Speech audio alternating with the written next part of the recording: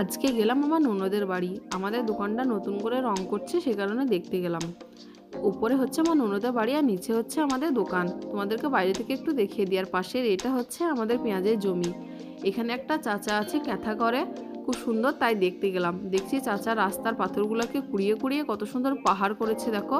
আর বাড়ির ভেতরেও করেছে, সেখানে বিভিন্ন ধরনের পশু রেখে দিয়েছে, গাছ রেখে দিয়েছে, এমনকি জলও ফিট করা আছে। খারাপ হয়ে গেছে বলে সে কারণে দেখা যাচ্ছে না। নিচে আবার চৌবাচ্চার মধ্যে বিভিন্ন ধরনের মাছও রেখেছে।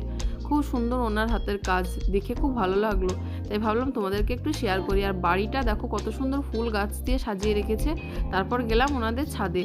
ছাদে দেখছি বিভিন্ন ধরনের সবজি লাগিয়েছে, পিরিং শাক, টমেটো, তারপর মটরশুঁটি। আমি একটা মটরশুঁটিও তুললাম। আর সব থেকে ভালো লাগলো একটা ব্যাম্বো টিরি, কত সুন্দর দেখো ব্যাম্বো টিরিটা, খুবই ভালো লাগলো।